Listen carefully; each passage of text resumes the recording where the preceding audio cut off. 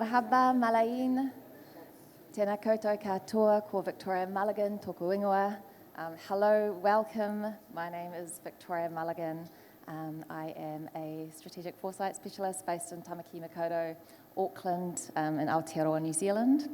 And I'm really thrilled. Thank you for coming. I'm really excited about this panel. We have some wonderful hearts and minds sitting beside me today, and I'm really excited to introduce you to them. I'm going to start by acknowledging that there has been a lot of learning already over the last couple of days. A personal learning for me has been that even English speakers are struggling to understand my New Zealand accent. What did you say? So today you are going to be doubly challenged because you have myself, but you also have Dr. Eruera Tarena, who is also from Aotearoa, New Zealand. So you have double Kiwi. That is just a heads up for you, and good luck to us.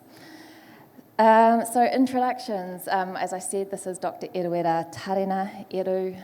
He is based in Otatahi, Christchurch in New Zealand. He is part of an organisation, Tōkono Taraki, which is doing amazing stuff, and I will leave it to him to introduce the work he's doing there. Sam Matters from Canada. She is at Future Ancestor Services. I've got that right. And my lovely Pacific colleague, Sarah McCartney, from the Pacific community. She is Ni Vanuatu, and she is based in New Caledonia. So today, our panellists will be sharing with us their thoughts, their experiences on futures approaches that are grounded in ancient wisdom of our ancestors. And I think for the last few years, we've been learning more and more about the fact that there are many similarities, many parallels between Indigenous cultures around the world, but at the same time, there are a lot of things that make them distinct. And that's where we're going to start today. So I might start with you, Sam, if I may. If you could talk a little bit about your own place-based approach to futures and how it fits within the context of this topic. Sure, thank you. So Tanshe, Samantha Matters, Dishinakashon, Meiti, Niayan, Piamas Kuchiwaskaigan, Niwiken. Hello, everyone. Really happy to see so many faces today.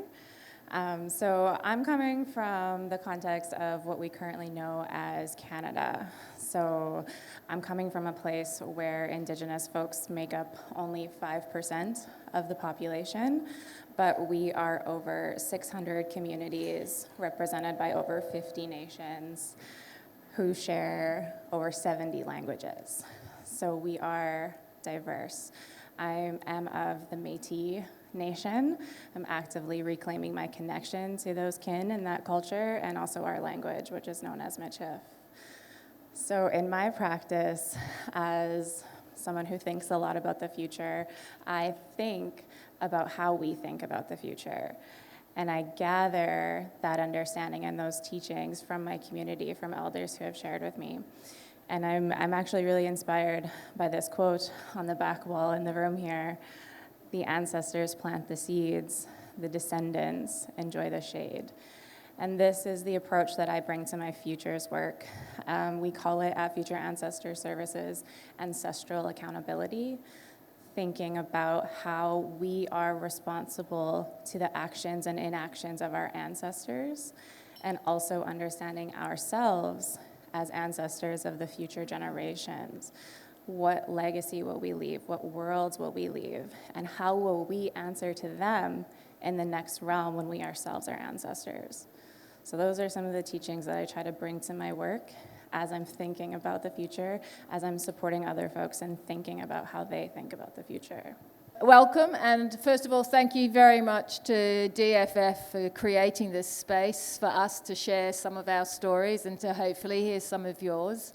I have a funny surname, McCartney, but I'm Melanesian, which is a large part of the Pacific, and I come from Vanuatu, where we have 9 active volcanoes, earthquakes every day, multiple Category 4 cyclones, so we're high risk in the world. But we're also the happiest people in the world. And why? And I think it's, well, as we share our stories, our Indigenous knowledge, our identity, is enshrined in our constitution, in our values, and in the way that we behave. And I work at the Pacific Community, which is a science and technology organisation, who has, over the last 5-6 years, really started to flex our futures muscles in the science that we bring in service to the peoples of the Pacific. And what we've learned is that we've actually got some unlearning to do, because our futures is our Indigenous knowledge and our Indigenous ways of being. And so we've got to unlearn what we've been taught and relearn our futures muscle. So thank you. Kia ora, Sarah, Eru. Kei oku nui, kei oku rahi, aku tamarahi ki te raki, mau ka roko ki te whenua, nei anō aku mihi, ki ka mau ka whakahi, ka wai āta rere, ka whare katoa o koutou tupuna. So kia ora everybody, my name's Eruera Tārena. I come from an Indigenous Māori tribe from Aotearoa called Ngaitahu. So there are 80,000 of us. There are about 100 tribes. We're the fourth biggest, best looking, of course. And yeah, we descend from a shared ancestor, Tahu Pōtiki. And so in terms of our journey, in 1849, we had an ancestor, and it was really a point in time where our population had decreased by about 80-90% through disease, through land loss, through poverty. Our land was removed from us, and so we had this ancestor who ironically was cursed by his wife for eating a second potato, which I think is a kind of a good metaphor of just how bad things were in our community. And he laid down this vision for his people. It wasn't, I need more potatoes. He said, he laid down this vision of intergenerational pursuit of justice. And that vision united our people across 7 generations, 150 years to settle our land claims. And we got back basically 1 cent in a dollar of every dollar lost.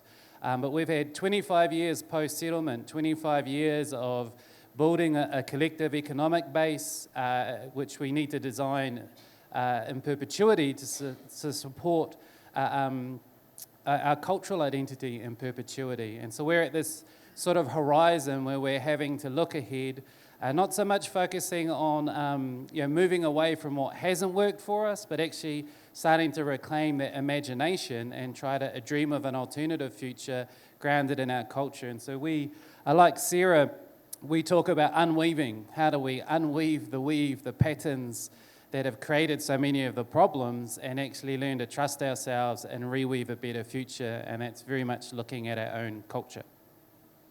Kia ora, Eru. So much to dig into there already. Sam, you've got the mic, so I'm going to go straight to you because that's very helpful.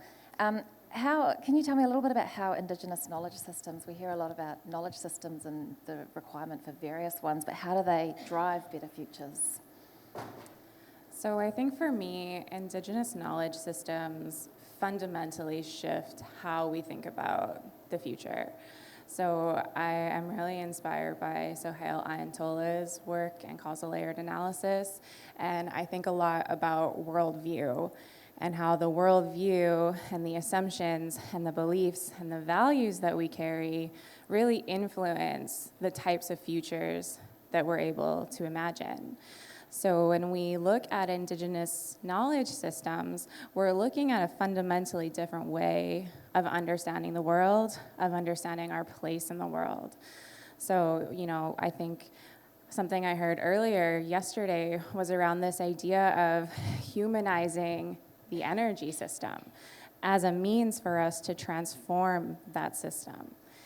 And while we would never call it humanizing the energy system or humanizing energy, our ways of understanding our connection to Earth is just that. We don't view ourselves as separate from Mother Earth. We view ourselves as very much interconnected and intertwined. We cannot be separated from the Earth. We cannot be separated from those natural resources. And the way that energy moves through the Earth, it also moves through us. So we understand ourselves as inherently connected to any type of extraction or use of resources, and we understand that we have a responsibility to engaging with those non-living kin in a responsible and an ethical way. So you can see that it really shifts how we even imagine something like energy or energy systems or transformation. By really looking at the worldview that we're applying to our futures work, that's where we're able to get more creativity, to understand what is required for systemic level change, to understand what transformation is rooted in. Because if we're applying the same worldview to the future that has created our present, how much are we really able to transform those futures? Thank you. Edu, did you want to talk a little bit about how you can riff off those opportunities to transform using Indigenous knowledge? One thing I'd just say too is we haven't had a huge role in being part of the problem. You know, that we've been marginalised, and what we don't often talk about is the dynamics of power. You know, to go that the idea of importing new Western processes to fix broken Western systems that at best don't work for us, at worst were designed to harm our communities, that's not a new and innovative idea. And so when we think about that, it's really looking at different ways of thinking and doing. And in terms of our worldview, it's shaped by kinship. You know, we are tribal, we connect with each other through genealogy, but that genealogy extends to land and water. So when we introduce ourselves, it's rude to ask someone who you are. The first thing you ask is, ko wai tō maunga? Like, who is your mountain? Who is your river? Who is your land? Who are your people? Who are you? And so I think just that real principles of interconnectedness.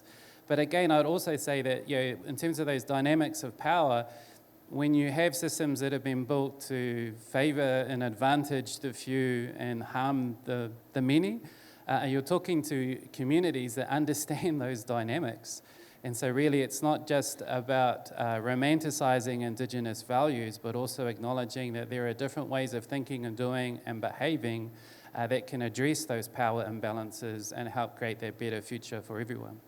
Thanks. And I think it is really important about power. Where I come from, Indigenous people are the majority, so I have a bit of a different experience. I mean, I was born stateless, we were colonised, but when we gained our independence, the first thing that everyone could agree and be united around was the importance of enshrining our values in our constitution, the return of the lands and the mountains and the seas to the guardians of that resource. So quite difficult. And I think this session just before us was talking about what do we give up for net zero? And it's just like, oh man, there's a whole world full of people who've given up a lot of things. And that's not a trade-off. It's not transactional. It's reciprocal. It's about service, and it's about what we can give rather than what we can take. And I think when you talked about not being part of the problem, we can certainly be part of the solution, but also to regain that confidence in our science, in our ways of knowing, and the courage to bring that alongside. We've seen some amazing things here, space travel, brain surgery, but we've also got healing knowledge that can also come alongside. And I think it's just having that shared space, I think, is something that I believe that futures will help us along that journey.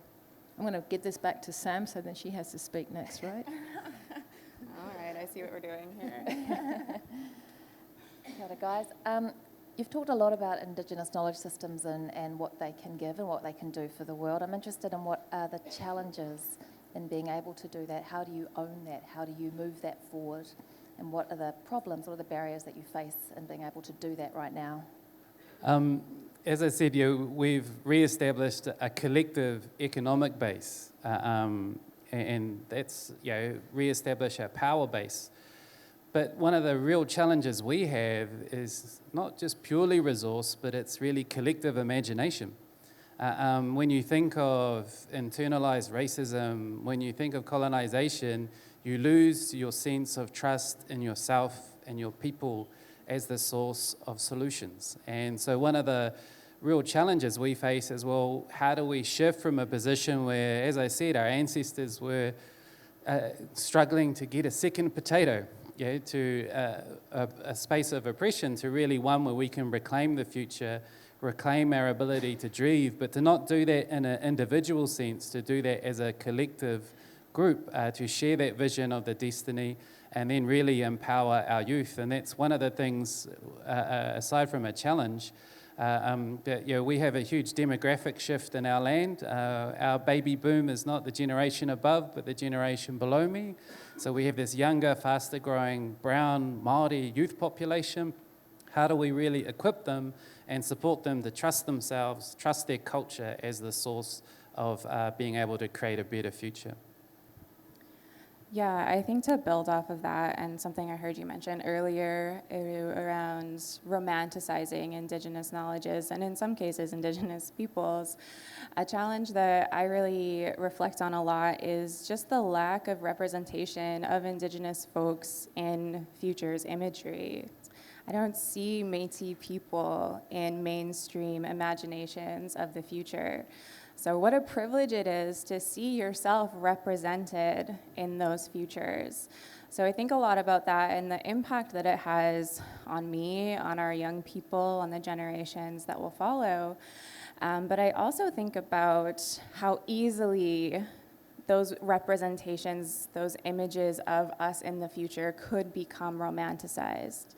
So we have a movement in Canada, the Land Back movement, and we talk a lot about how that's not a metaphor. Decolonization is not a metaphor. We're talking about very tangible actions and steps that can be taken to repatriating land to nations from whom it was stolen. And I think there's a lot of tension around the land back movement because settlers immediately go to this place of, well, where will I go? Should we all, go back to the motherland? Should we all go back to Europe? And again, this is rooted in a worldview that tells us we have to have ownership over something. But again, our worldview is rooted in kinship. So just because we have custody over that land, we have a responsibility and accountability to that land, does not mean that we're exerting our power over it. We're understanding our power as responsibility to that place and the people that it nurtures. So again, there's really strategic elements within the land back movement when I think about clean energy transition, when I think about climate mitigation, and how much we could find within that movement if we could move beyond the fear that's rooted in our worldview. Thank you. I was trying to think where have we seen great gains in actually bringing futures with the peoples of the Pacific forward, and I've got my director sitting in front of me. So we worked together with, we work with an intergovernmental organization which is a representative of Pacific countries and administrations. And so they tasked us with the idea of, can you use futures and strategic foresight in creating a really visionary strategic plan for your science and technology organization that will then invest in the science and services to the entire Blue Pacific. And we said, sure. And so we're very fortunate with a very generous futures community across the globe who have gone ahead of us with different tools and methodologies.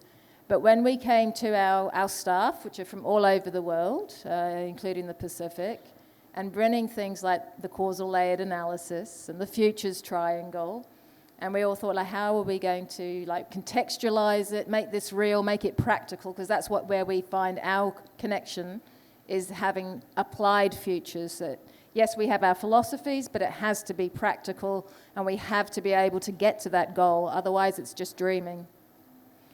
And so, and I think listening to the young people of today as well, learning that, they really are a great bonus to us. But as we came to our foreign affairs officials, our sort of agriculturalists, and asked them to share their vision of the future and using future tools, they blew us out of the water. They're like, yeah, but this is normal. This is who we are. This is how we think.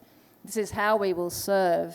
And I think the answer for me going forward is let's keep bringing that up and out, and we learn and we adapt. And I was going to do a bit of a plug for our Pacific Pathfinder toolkit, but we have adapted those learnings and brought in the culture into that, and so that we can continue to build on it and share it and get relearn what we might have lost previously. I'm so glad you mentioned the Pathfinder. It's an amazing bit of work, and it's a nice segue into the impact of Indigenous knowledge systems on strategic foresight. What does it look like in practice, and how are you indigenizing futures? What are you doing? What do we see day to day happening? And maybe if I turn to you to talk a little bit about Tōkona Taraki and your work there. Eru. I think it's great to riff off Sarah, you know, when we think of strategic foresight, these are just words my communities don't understand. Why would we talk about that when we come from, the astronauts of the Pacific, you know? Our people cross the greatest expanse on the planet using wind, star, following bird migration paths, setting off into the unknown, having a picture of an island in your head and going out and using wayfinding skills to discover new islands. And when you look at a map and you see these tiny little specks of land, so even we're the southernmost point of Polynesian expansion in the Pacific, down in our southern island of New Zealand. So again, when you think about that, what a beautiful story. Yeah, we don't need to look elsewhere to import new ideas. And our people have always been good. You know, we're open to global knowledge, but to make us more us, not to lose ourselves. And so I think when we work within our communities, if we try to use systems thinking and ideation and all these sorts of terms, I remember doing that once on one of our communities. And we were talking about an iceberg and 5 blind men and an elephant and 2 fish describing water. And one of the aunties is like, what the hell's an elephant doing on an iceberg? Like it made no sense to our cultural context, you know. There wasn't a good story that linked that together. It wasn't grounded in who we were and our place. And so I think it's not something to think about, in terms of strategic foresight, how do you extract that wisdom from a place and take that away, but to go, well, how do we have humility and allow those stories, those frameworks, that knowledge to be rewoven from that space so that those communities can be using it rather than advantaging outside external contractors or consultants. Yeah, I think a couple things based on what the two of you shared. So around context and deeply understanding context, and even just simply the language we're choosing to use. Eru and I were talking about this earlier, but we heard this morning this idea of kind of these 4 main languages that will guide us into the quantum future. And I was just thinking how much is lost when we lose language. So as someone who's trying to reclaim a language where there's not many speakers, that language, michif, holds our worldview. It holds our culture. There's nuances that cannot simply be translated.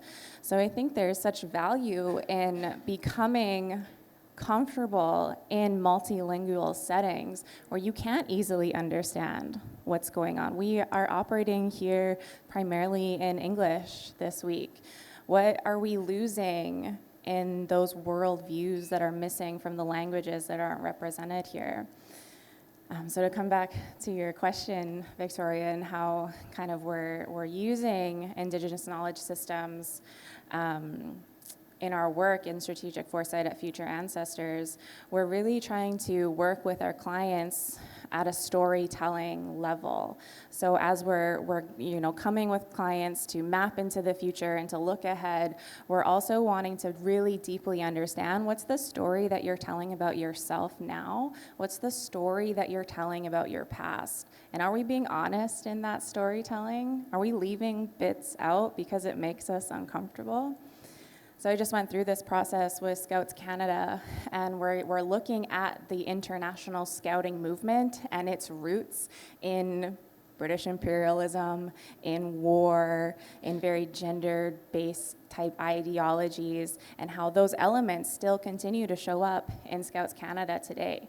That's why we have to get into the past. That's why we have to get into those stories we've been telling for decades, for centuries, so that we can understand deeply where we're starting before we can start to imagine where we're headed. I was just going to add like a little bit of just our practical experience is, we looked to our own culture and trusted our culture. We developed our own approaches to foresight and futures thinking, but we supported our own youth to be part of building those tools. And that's been more meaningful in terms of them working with our elders, with our communities, but it's also been more meaningful for other parts of our community. Our what we say Pākehā, those of European heritage, they find it really inspiring and grounding as well. So I don't think that Indigenous knowledge is locked up. But again, we have to be very careful about the ethics of, well, how is that shared and used by all of us? Yeah, I think that's really important, especially considering how our knowledge systems, information about our peoples has been weaponized against us historically and today. So, you know, I really think about how we work in a relational way. So if you're interested in understanding Indigenous knowledge systems and how that can apply to Foresight, what steps are you taking to nurture a relationship with Indigenous folks in your region to start having that conversation? Again, we work through kinship. How are we starting to come into relationship with one another and have that as the starting place and not, let's extract this knowledge for our own purposes? And I just, you know, it's Indigenous is such a nice word, but for some it's also says that I don't belong. And I think that's really important, is that Indigenous is inclusive.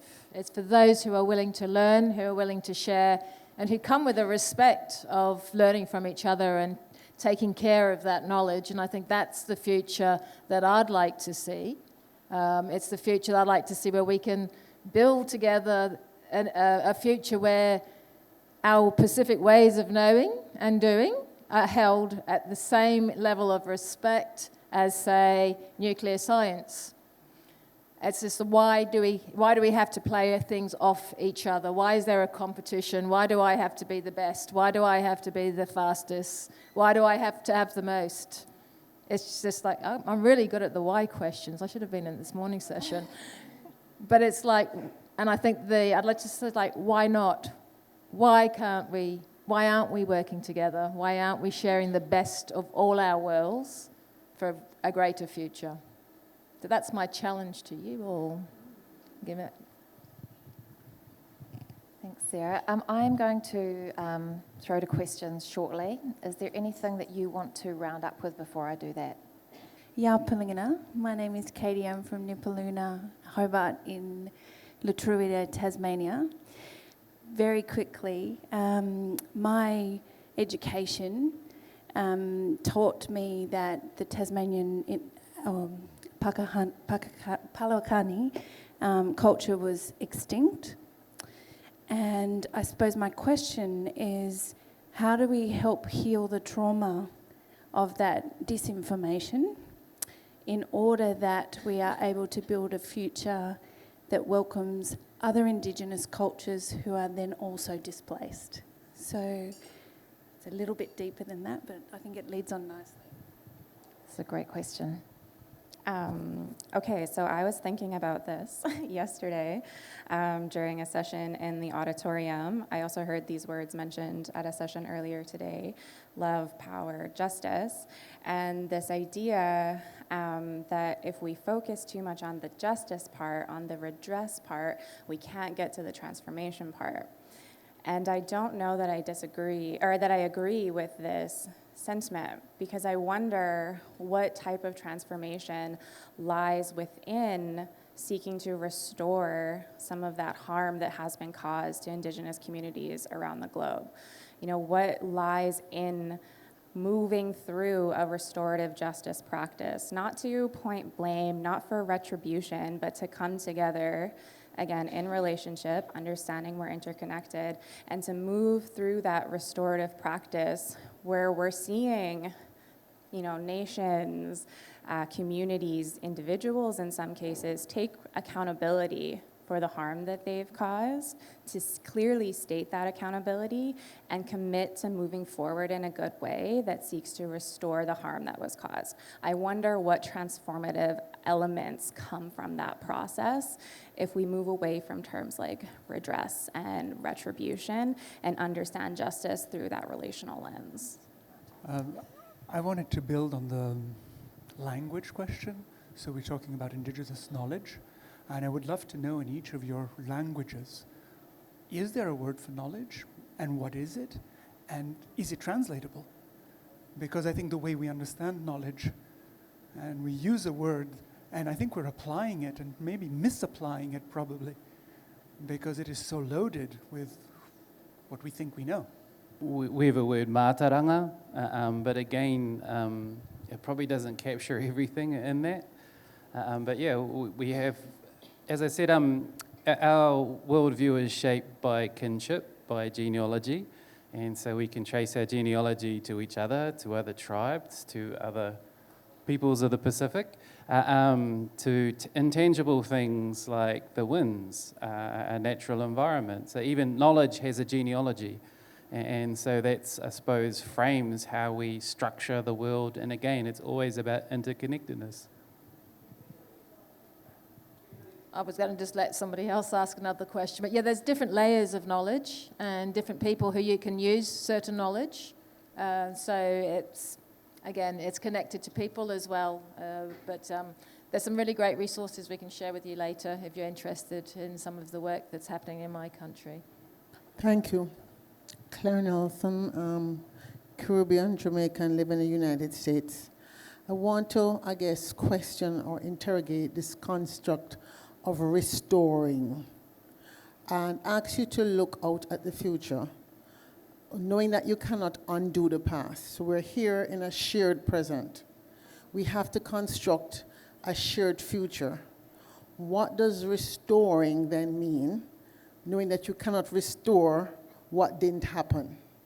You can only restore perhaps a new way of being, but even that word restore means something different. So when you use the word restore, what is really you're trying to get to that we can build from Indigenous knowledge to create a better version of ourselves as now a planetary species? So I think when I'm using this term restore in this context, I'm referring to restoring relationships between people, between communities, between groups, to come to that place of a shared present, a shared reality. We talk about kind of multiple and alternative futures, but I think I'll speak from a Canadian context. We don't necessarily have a shared understanding of our history on those territories either. So coming together to restore our connection with one another and the relationship we have with Indigenous and non-Indigenous folks in Canada as a starting place for us then to move forward from collectively. So for me, it always comes back to restoring those relationships, moving ahead together in a good way. There's one word. I know that we're supposed to put this into question form. One word I'm wondering how to use it the best is validation. And it's always been a question for me, how do we find a way to link the planetary elders, not necessarily one tribe? Because to prove the one tribe works, maybe the global 30 tribes would make the story stronger, because it is not just one corner of the world, but the elders from 20 places. So that is one question. Can it not be about my tribe, but our tribes? And because that is evidence. For me, this is a word I heard from a previous event. It is the best big data, the evidences.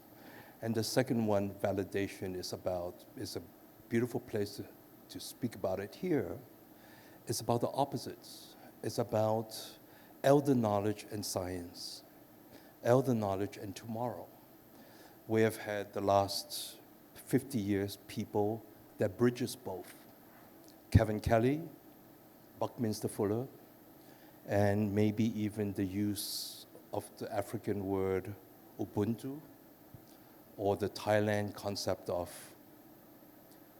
sufficiency economy.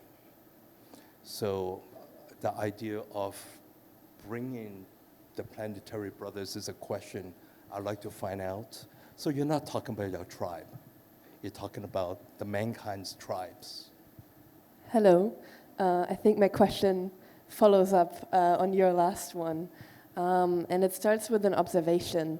And I don't know how critical that is to point out here, but as someone who's lived with Bedouins before, I can't help but notice that we had so many panels and discussions here that touched upon Indigenous voices and how to bring that more in.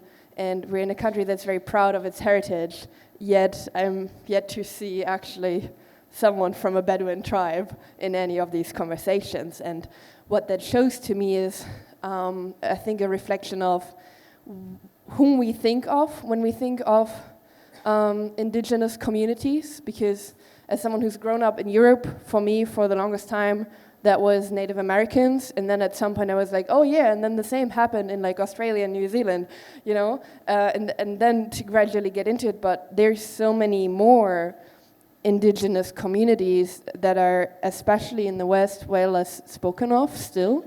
And I think my question with that is, for you guys who are working in bridging all these different things together, how are you experiencing that at the moment moving forward? And do you feel like, amongst indigenous communities and different tribes and different backgrounds, you are connecting and there is a sense of, around the globe, there's like a shared movement? Or do you see these gaps that I'm sensing right here as I'm sitting in this room also within you guys? Or is it more something that, institutions like this one, where a bridge is trying to form, where that needs to be just taken more into consideration?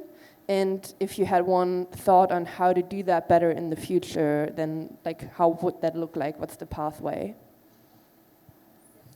Thank you, good questions. It takes a village, right, to get behind a dream and a vision. But I think perhaps the bigger question, because Victoria likes question marks, is the accessibility of the voices. We always hear about, nothing about us without us. And maybe it's because we are not talking or to the right people to bring into the room. And we heard that very, very many sessions today. We always talk about gender without women sometimes, or without young people. And so this is, but at least with futures, we can recognize and say, where do we? Is this a comfortable space for some people to meet in? People might be freaked out by balls on the walls. It's not always comfortable when you're asked to put on a suit and tie, when you're really used to sitting on a mat on soil. And then you have the freedom and you sit in a circle. So those are really important points that I think that we can bring to any future convenings. And to build those connections, we all have a part to play. But I think that's really maybe something we can hint at for DFF3. Hi, I'm Samar, Lebanese. I guess that would be Levantine Phoenician, indigeneity. I'm curious as to, we're talking about futures, we're talking about data sets, and there is a huge lack of data set from ancestral data set across all indigeneity. And I wonder if there is an opportunity to have a collective intelligence across the various indigenous communities from all our different tribes to build not only a more inclusive set of data, but also be much more involved, because working with the technologies that are moving super fast and having them super biased already in so many different ways, when having to manipulate them to sort of speak more authentically to how we want to represent our own culture. I think it will be interesting to sort of potentially, and I would love your thoughts on it, how you could create a more collective data set point, and how could that data be collected if one would be to be involved? It's not my area of expertise, but we have friends involved in quite a strong Māori data sovereignty movement in New Zealand. And I know that there is an Indigenous data sovereignty network that's growing. So again, I think probably the key thing is it's sort of like, what are the purposes of that, and how do we ensure that we have control, ownership, but ultimately we benefit from data as well. So I think that's about as far as I can go. What I'm wondering about all the time is, and this was probably also a subject of this meeting, is how can AI be used connected to indigenous knowledge. My big problem there is, how are we going to do that since AI is not connected to nature where indigenous people are connected to? So if you don't have that feeling, I'm really puzzling how can AI help us? Maybe it disconnects us more than it unites because of its nature, because it's artificial. So I think there's a couple things there. And, I'm seeing a lot of like binaries happening within this forum. So this distinction between artificial and natural and this kind of binary way of thinking about these things. And, even with the placement of this session in the regenerating nature section in the nature room at the forum is very reminiscent of this kind of almost trope of Indigenous people where, we're here to talk about the land because we're deeply connected to the land. But our knowledge systems and ways of understanding the world have the potential to transform so many systems, including artificial intelligence. So there's really interesting research being led at Concordia University in Canada by Jason Edward Lewis on Indigenous AI and looking at how to create protocols based on Indigenous ways of knowing and connecting and relating with one another to use AI in service of our communities, but also to support the ethical development of AI. So I think there's a really big gap in kind of slotting the Indigenous folks into the nature section all the time, when again, these knowledge systems, these worldviews could be applied in so many of these transformative areas. Thank you for all of your insight and putting yourselves out there. I think it's been very educational for me, but more than education, it's been it's created a lot of awareness in a very short amount of time that we've been sitting here. My question is for someone who wants to not just go home and think about it and let this dissolve, but actually do something. What would be your suggestion, recommendation as to how someone like myself could help? Can I quickly just ask that each of you answer that question? I think it's a fantastic question, and I think you'll each have distinct views on it. So maybe Eru, if you want to start. Not knowing your context, what I could say, in our experience, process matters. And when we are participants in a Western process, we're always at a disadvantage. So we have decades of experience of being consulted after decisions are made. We have all sorts of things like fake co-design, where people milk ideas and post-it notes and never come back, never results in change. And so one of the things that we've been working on is, well, how do we use Indigenous protocols, Indigenous practices, Indigenous processes led by Indigenous people in Indigenous spaces, but working with others? And so again, we've found that really changes the dynamics of power within our community, where we are framing the issues, framing the solutions. And we've found it's been really meaningful for our people, where rather than being sort of fake imposters in someone else's innovation visioning process, it's something that they own. And particularly we've found that revolutionary with our youth. The second part of that is we've found is for those that aren't part of our culture, it's more meaningful and revolutionary and participatory for them. So we've found that it's a way in which we can work together better through our cultural processes, which are designed on kinship, relationships, and having that long-term intergenerational view. So I think a couple of things that I like to leave folks with in terms of not letting this dissolve as we exit the space is to work around more land-based practices. So in a self-reflective way, thinking about where are you physically located? What is the story of that land? What has that land witnessed since time immemorial? Who are the people that walked that land? Are you from that land? Do you have a connection to it? Did your ancestors find themselves in that place? What was their relationship with the original peoples of that land? And work on that kind of self-reflective level to better understand how you're situating yourself in place. And the second thing I would say is to really critique I hear a lot about systems thinking and systems change in these conferences, but really think about what those systems are built upon. So thinking about how, your access, your wealth, your nation's access and wealth, your company's access and wealth, et cetera, is built on resources extracted from indigenous lands, oftentimes stolen land. So if that's the generations of wealth have been drawn from those extractive processes across territories, what does that mean for how we show up then in the future? What does that mean for the folks who were extracted from? And being, really critical of this idea of systems and getting down to the root of those systems, what they're built on, what that foundation is. I'd just like to say thank you. Thank you for wanting to be a part. Thank you for wanting to grow this. And I think it's a really good opportunity for our growing oceanic network, for example, is to be able to look at this interest and see how we use our cultural processes and our connections right across to the other side of the Pacific with and to start to build that. But of course, it always is with the people, for the people, and by the people, and how can we continue to open that up so that for those of you who have children and who will have grandchildren, they will be able to be in an equal space. Thank you.